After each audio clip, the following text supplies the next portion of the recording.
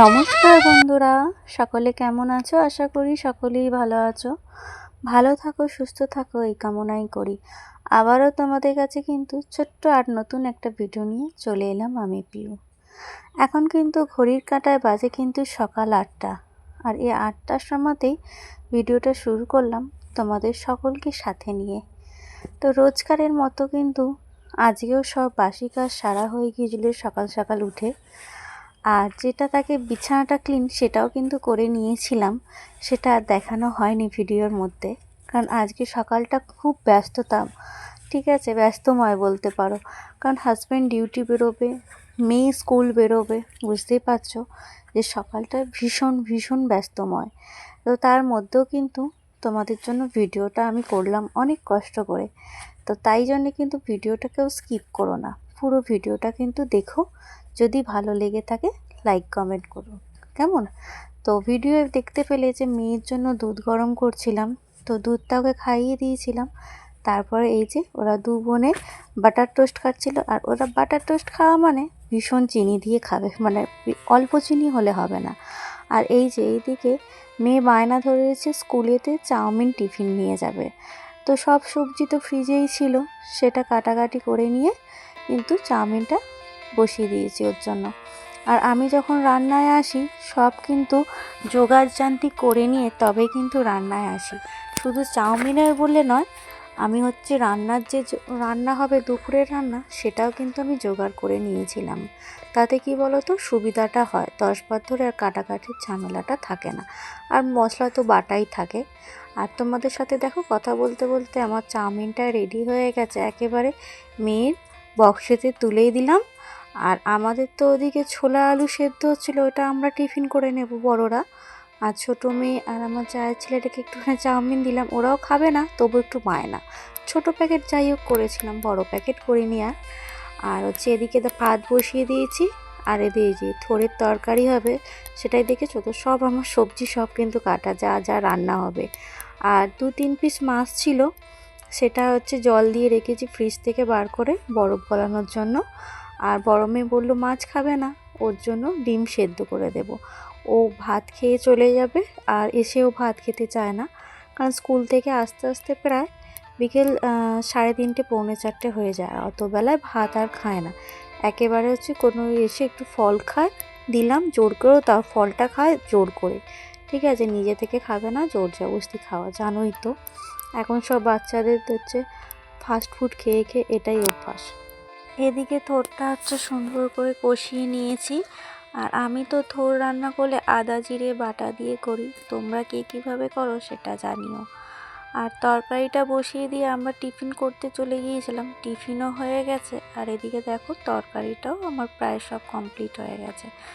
আর মসুর ডালটা আমি এক সাইডে সেদ্ধ বসিয়ে দিয়েছিলাম, যখন চাউমিনটা হচ্ছিল তখন মসুর ডালটা নুন হলুদ দিয়ে সেদ্ধ করে রেখে দিয়েছিলাম।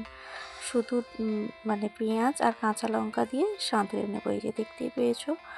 আর কি বলো তো, যখন আমি সত্যি কথা বলতে কাজ করি না, মানে কিভাবে যে আমি এক নিঃশ্বাসে এতগুলো কাজ করে ফেলি আমি নিজেও জানি না।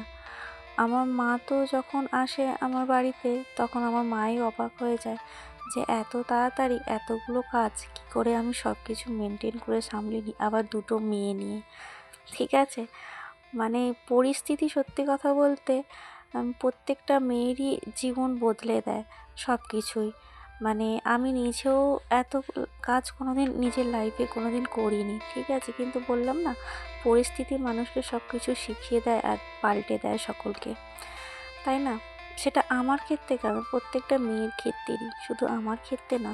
তো যাই হোক, তোমাদের সাথে কথা বলতে বলতে কিন্তু আমার কাঁচা লঙ্কা আর পেঁয়াজটা ভাজাও হয়ে গেছিলো, ডালটাও সাঁতলে নিলাম। আর এই ডালটা সাঁতলে নিয়ে মেয়েকে খেতে দিয়ে দেবো, অনেকটাই বেলা হচ্ছে কারণ স্কুল যাবে। আর তারপরে এই যে ভিডিওটা করা হয়নি, কারণ মেয়ে তো স্কুল যাওয়ার তাড়া ছিল, ওকে খাইয়ে দেওয়া ছিল, ওকে খাইয়ে দিলাম, দিয়ে ও রেডি হয়ে বেরিয়ে গেল।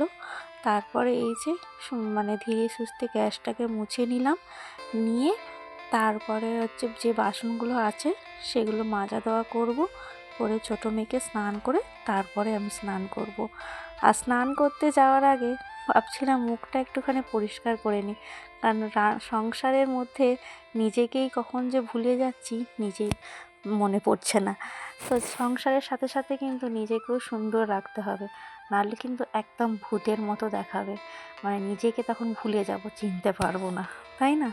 তো যাই হোক, চলো একেবারে স্নান করে নিয়েছিলাম, নিয়ে কিন্তু পুজোটাও সেরে নিচ্ছি, কারণ অনেকটাই বেলা হয়ে গেছে। এখন কিন্তু ঘড়ির কাঁটায় বেজে গেছে কিন্তু বেলা 12:30। বুঝতে পেরেছো, আজকে পুজোটা করতেও অনেকটাই আমার লেট হয়ে গেছে, কারণ মেয়ে স্কুল সব দিকেই হাতে চাপ থাকে।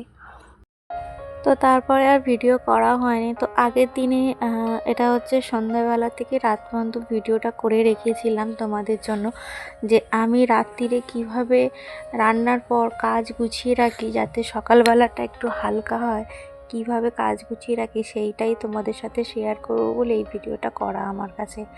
তো এখন এই সন্ধ্যের এই ভিডিওটা করেছিলাম, কারণ মামাম হচ্ছে ম্যাগি খাবে বলছিল, বায়না ধরেছিল, তো ওর জন্য ম্যাগি করে দিলাম। আর এদিকে এই যে ও যেহেতু ম্যাগিটা খাচ্ছে আর ওকে আর ডিমটা আমি দেবো না, সেই কারণে রাত্রিবেলা ডিমের ঝোল ভাত হবে। তো ডিমটা একদিকে সেদ্ধ বসিয়ে দেওয়া হয়েছিল। আর হচ্ছে তারপরে আমি যখন ডিমের তরকারি করি না, ডিম আলু একটু সেদ্ধ করে নিই, তাহলে কী বলতো তরকারি মানে স্বাদটা দ্বিগুণ হয়ে যায়, বেশ ভালো লাগে খেতে। আলুটা একটু মাখা মাখা মতো হয়ে যায়।